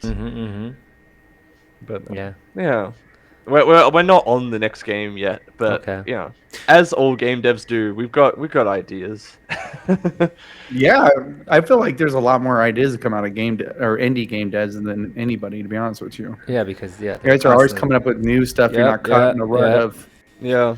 you know. Well, a lot of games have. I guess not all indie games. I guess it depends on the funding situation. A lot of them have a shorter turnaround as well. So you can get a game out there in a year or less if you wanted to, and move on to the next idea. I mean, that's how you're seeing a lot of like, what's it, Friendslop? They're calling the genre now, where it's like proximity chat multiplayer, and then like asset flip to like really cheap visuals, and then like one gameplay mechanic. Like there's like one like you're digging a hole. Yeah, there's, the game like, about digging a hole is the title or something. like Peak and Repo and things like that, where it's like they're not bad games. It's just I've seen the term go around of Friendslop, but it's like the thing of the main selling point of the game is that you have proximity chat multiplayer and then like a thing, and it's like you can make those games really quickly, and like evidently people have been making those games really quickly. But it's the thing of like you have groups like Sock Pop, which they make tons of games, and they're all really small. Like they spend 1 or 3 months on games, and they pump it out. So they're almost doing like commercializing game jams, and like obviously game jams themselves are really cool. I've done a few of those. That was how I got some of my first game dev experience. Is the Game Maker's Toolkit jam, and I did Ludum Dare or Ludum Dare. I don't know how you're actually meant to pronounce it. I've heard both. I'm just gonna go with Dare. That's actually how we met the composer for Frogreign. I think it was the Game Maker Toolkit jam. Their site had like a team finder where I was going in as a solo dev, being like, I'm an artist, and then they paired me with a team that was missing an artist. That's perfect. And on that, yeah, it was really cool. So I was actually teamed up with 4 people that already knew each other and had done game jams together, and they just added me to that team. And it was really cool. Like game jams are fun. I think 72-hour game jams are the best. 24 and 48 are really fun, but you do crunch an insane amount to get it done in time, which is obviously part of the point. Like with a 72-hour game jam, if you scope it appropriately, I can do like 2 8 to 10 hour days, or like 3 8 to 10 hour days, and get it all done, rather than I'm working 16 18 hours on this game jam today because we have a 24-hour time limit. Wow. And it's fun though, but yeah, don't do it while you're full-time employed is what I would say. Good advice. Yeah. You're like doing the game jam with one eye open, like. What are you doing? What are you working on over there? Don't worry about it, man. Yeah, just got Unity open at your accounting job. Yeah, I'm sure we're gonna find. Yeah, I mean. So I was playing through your game, and there's a part where you got to do math, and you're like, "Oh shit, sorry." Yeah, a bit of crossover there. Yeah. Oops. Yeah, that's awesome. That's super cool. So do you have like a window of when you guys are going to be releasing the game at all, or is it? We don't have a full window. We have a what's not the window. Okay. Excellent. So we can tell you not next year. Oh, Really? the year after that, then. Year after that is what we will say is the earliest possible. Okay, 2027 it is then. It is early. That's earliest possible launch. We're saying 2026 is not viable. We're all working on it part-time, and even we're applying for more funding. Even if we get the funding, that makes us go from unpaid part-time to paid part-time. So it just if we're working on it full-time, it actually probably could be done next year, but not a single member of the team is working on the game full-time. Okay. Not even me. Probably for good reasons. It's just everyone's got to pay rent. Yeah. That's That's what I was thinking. Yeah. I did a 6-8 month period of time last year where I was working on it full time, but even then, I was also working on 8 to 12 hours a week of commission work. So right. I was just doing like 60-hour weeks where I would work 40 on Frogreign and 20 on paid work. Whereas now I've gone, wait a minute, I need to actually survive to the release date for this to be viable. So I should probably chill out a bit actually. Yeah. I don't know, I guess the problem is my day job is also doing pixel art for video games. So it's the kind of thing of like I feel like I could do more hours of Frogreign on top of like my job if my job wasn't also like exactly the same as what I'm doing for Frogreign. So it's like just for someone else. Like a little bit of burnout going on there. Yeah, it's like I go from drawing. I can't announce what game it is, but I can say what my role is. I do environment art for a JRPG, so I'm doing all the like tile sets essentially for a JRPG. Oh. So I go from drawing like rocks, dirt, sand, and trees to Frogreign, where I'm drawing rocks, dirt, sand, and trees. So I'm like, oh, like my day job is exactly the same as my the Frogreign job, yeah. but I'm not getting paid for the Frogreign job. So it's Yeah. like I'm just like doubling up on my task. But it's like I feel like obviously if I was like I guess accountant is the example now because I brought it up. If I was like an accountant or something, my day job would be more boring for me. Mm. But when I get to work on my project, I'm like really excited and Yeah. it's fresh and new and fun. Whereas, not that I'm not excited to work on Frogreign at the moment, obviously, but it's the thing of I'm going from doing pixel art to doing pixel art rather than doing something Else, like yeah. accounting or like I used to work. I was a bartender before COVID hit, Oh and wow. then and then COVID hit, so my safe bar job suddenly became redundant. And I went, well, I might as well try my unsafe job, which was like I went into freelance pixel art. I started that around COVID because my safe job became less safe. Yeah. And now it has become I've got steady work as a freelancer. So that's my office job. My real job is being a game artist, which is pretty cool. But yeah, Yeah, it's super it does become a thing of, oh, I've been drawing rocks for 60 hours this week. This sucks. It's like obviously you look around and go, oh, like you try not to complain too much about my job, considering my job is making video games. But every job has its boring, monotonous parts. Every job has its downsides. It just so happens my downsides are like much more reasonable and like not super bad compared to a lot of jobs. Like my downside is I get a bit bored of what I'm drawing. It's like I could sounds be rough. like I used to do in high school I used to do pressure cleaning and like I worked at a cinema. I was a referee for soccer. You had I did all like the pressure jobs. cleaning, like cleaning concrete. I walked dogs. Like I did all sorts of stuff in high school to save up so I could move for university. And I would much prefer to be doing game artwork as my main job than like pressure cleaning concrete. So like it's a thing where I always try to keep it in perspective, especially when I'm like complaining about it. But yeah, it is the thing of I do get sick of rocks, and at rocks, there's sort of a mini joke in the like pixel art community of every pixel artist becomes one of three types. You're either a rock guy, a tree guy, or a cloud guy. And I have firmly placed myself in the rock category. Guy. Okay. Yeah.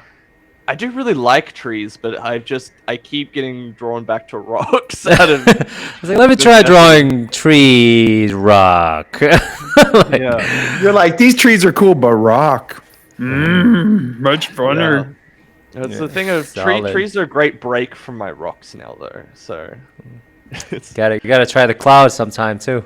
yeah, I'm mostly Yeah. drawing top down for my commission work is like top down, so I don't even get to think about clouds. I guess you for my can't tell day us what job. it is either, can you? I can tell you it's a JRPG, but I can't tell you what JRPG it is. Yeah.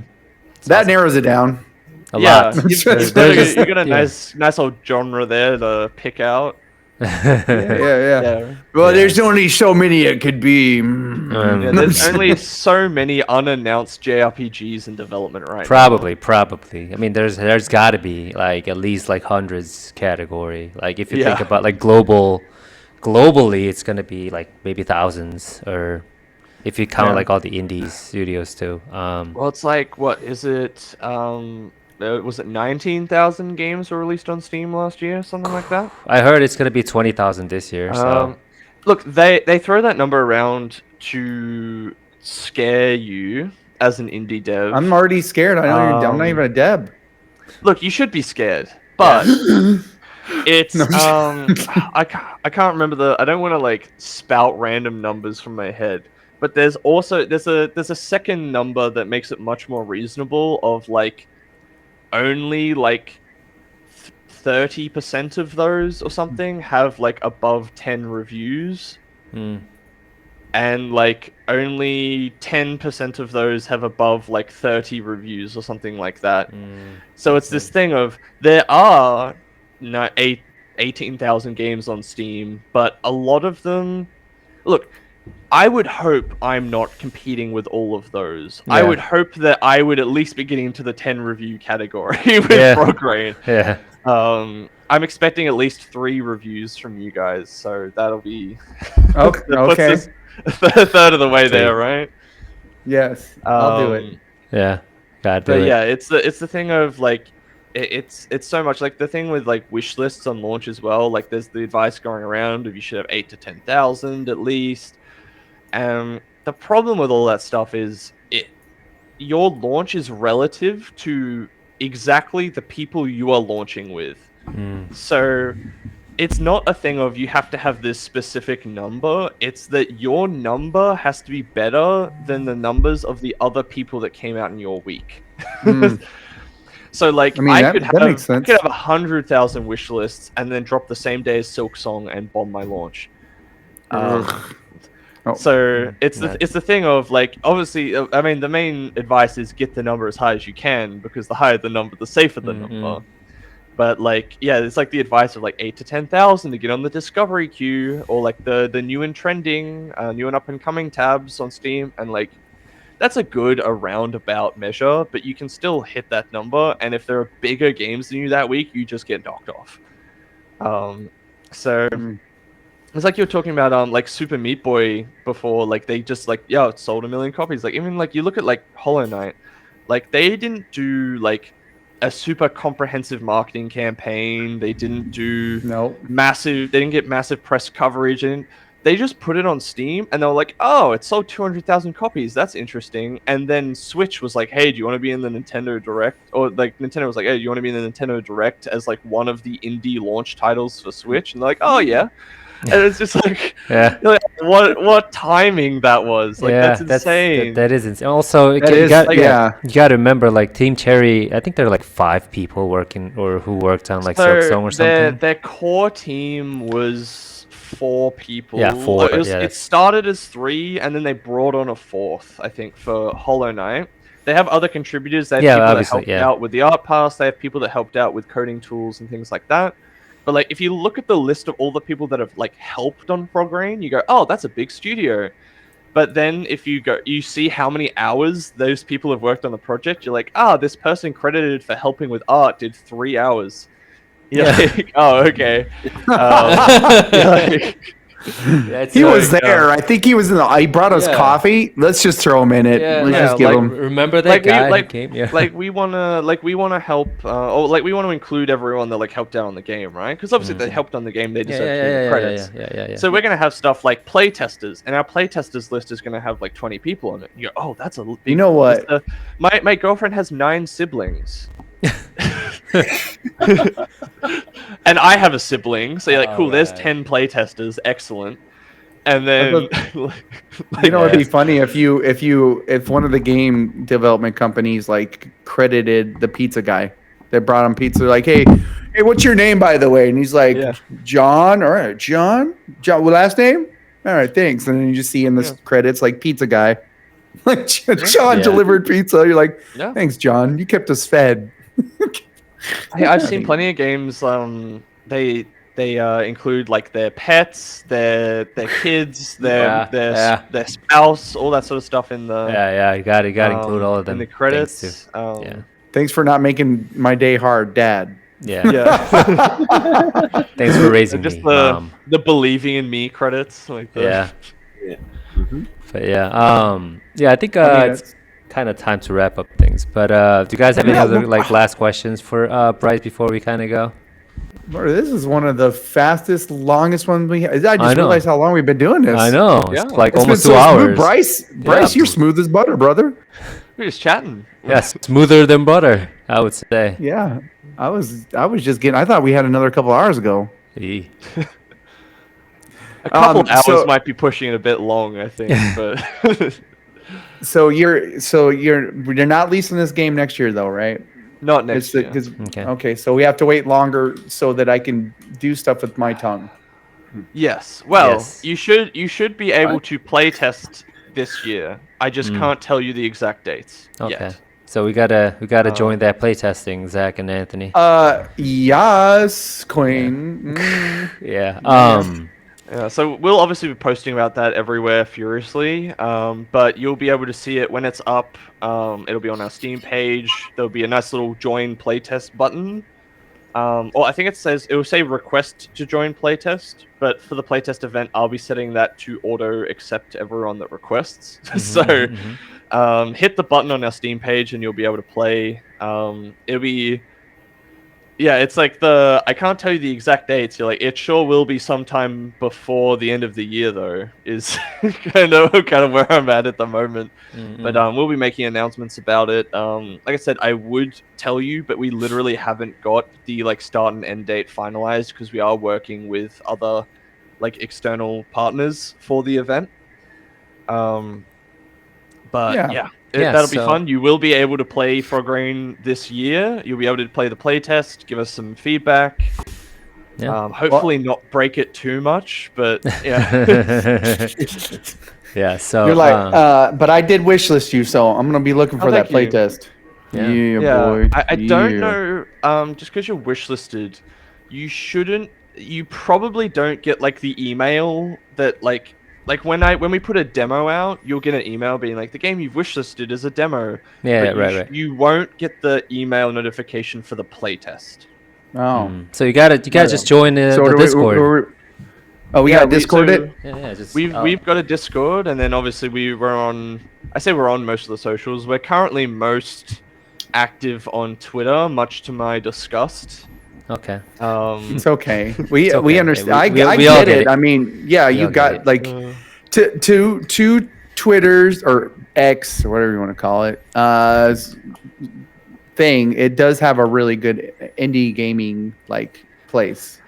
Yeah, Like, there's a lot of indie gamers there. It was really unfortunate because we really wanted to move over to Blue Sky, and we moved over there, and right as we didn't really get any traction on Blue Sky. And honestly, Yeah. my main complaint with Blue Sky at the moment is they have like almost zero analytics. So like I don't even know how many views my posts get on Blue Sky, which is fine if I'm posting as an individual. Like I don't really care, but like as like a studio that's trying to like get people's work out. attention. Yep. Well, we're trying to get people's attention. We're trying to figure out what posts work. We're trying to figure out what posts are worth our time. Like, I'm doing all the art, animation. I'm doing design stuff. I'm doing business stuff. I'm making posts. I'm posting. I'm running the business. I'm paying the invoices. I'm applying for the Steam event. Like, I'm doing most things except programming and sound for this game. It's the kind of thing of, if I've got a couple of hours to do all our social media for the week, I need to know which platforms are worth posting on, because it takes me time. Yeah. And 100%. but like I find 1000%. so far that Blue Sky has been much more pleasant, but we just don't get any not as much hype. Yeah, no, it's 100% understandable. It's a really frustrating thing of like right when we started trying to leave Twitter, our Twitter posts went from like an average of like 500 views a post to like 5,000. And then we've got like several posts like 20 to 80,000 views on there now. It's like our most viewed platform by far. So we're like, shit, like we can't leave now. God. Well, I think that's because like I said, at one time, Twitter, like I could go on and find all of the stuff I wanted to do, like all indie game stuff. There's just like a good. What was that thing they used to have? It was like Wishlist Wednesday. Yeah. Like, show me your game so I can wish list you. They still have that. We were I haven't been on X for a long time. There's Pitch Your Game, Pitch Your Vania recently as well that we stuff like that. hopped on. Actually, we had a post- Pitchyavania, pitch me your Yeah. game.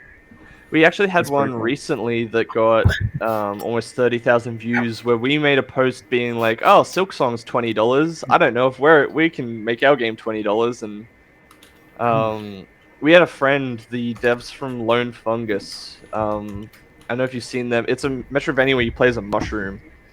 All right. They made the exact same. Actually, they made it first, and we copied it because theirs was doing well. Yeah.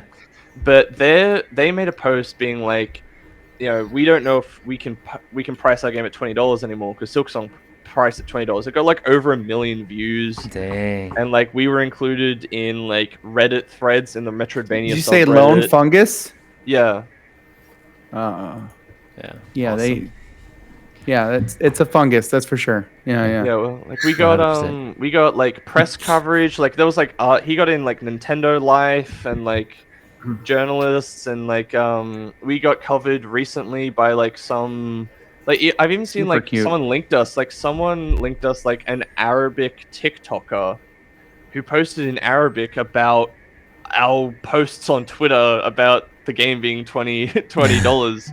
Like that's getting like over 100,000 views on TikTok and like the only problem there is like I can't read any of the comments because I don't know what to say. You gotta But, like, translate. You're like that. hoping it's all good. You're like, I hope that's all good. Yeah, you know? Well, It's I gotta saw be. I saw someone on Reddit had reposted about that TikTok in the Metroidvania subreddit, and I asked them, I'm like, "Hey, can anyone understand Arabic? Are they like talking shit or are they like being nice?" And they're like, "Oh, You got to use that Google Translate. Yeah, you gotta use it.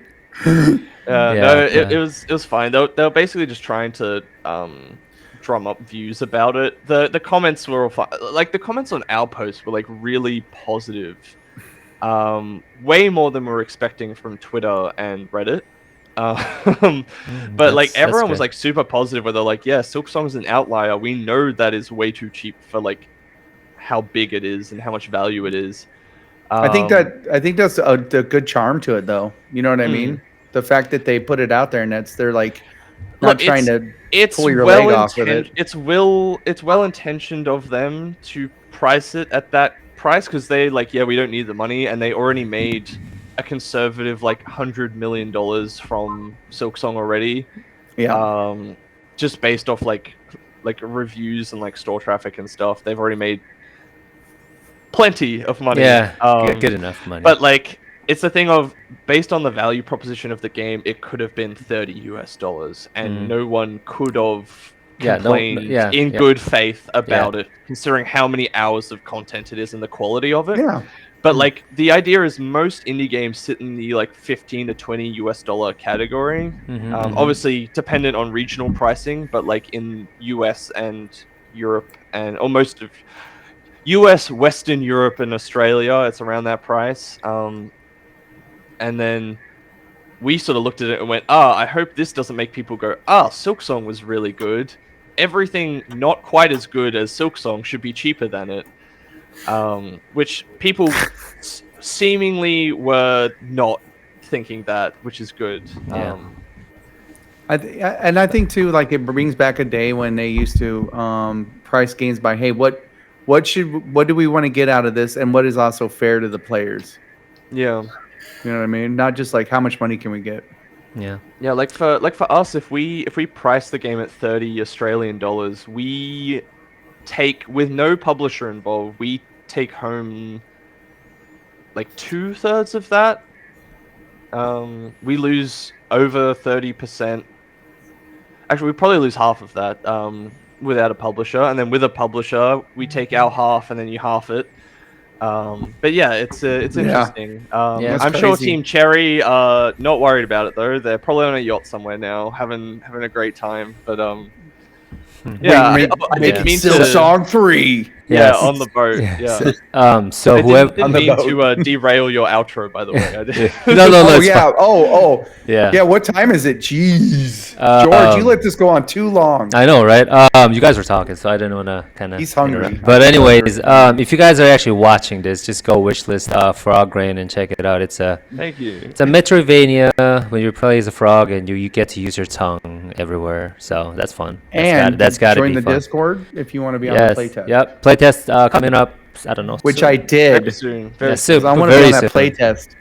Yeah. It's very soon. I can't tell you the day yet, but it's very soon. Very soon. Okay. Just so go join the Discord. I'll probably leave the Discord the link on the description of this YouTube as well, or this video, so that people can kind of easily join it. So and again, thank you so much for coming, Bryce. We had I didn't even know what time it was, and I was like, oh shoot, we're all Yeah, I almost didn't like even hitting notice that. either. Yeah, it's almost hitting that 2-hour mark. So but anyways. That's that's one of the Yeah, longest. we've had in a long probably. time. But yeah, thank you for sharing all the insights and all the stories behind Frogreign and your personal I loved it. experience as well. And also when it's like near launch, probably, hopefully in 2027, you can come back and Hopefully. talk more about the game. I guess when the game I'll be launches. really old near then. Launch. So Oh no. yeah, thank you so much for coming all, and Thank you. see you guys again later. And Oh, thank you you'll all. see me later, sweetie. And everyone, thank you so much for listening for this 2-hour episode, and we love y'all. I hope to see you again. I mean, I love some of you. Bye. But I'm just, Bye, everyone. sorry about the longness. We didn't even know. I know, right? I loved it though. 5 more minutes, Ma. 5 more minutes. We're just playing Zach. Yeah. What? Blame me every time. It's okay with it. Yeah, this, You don't want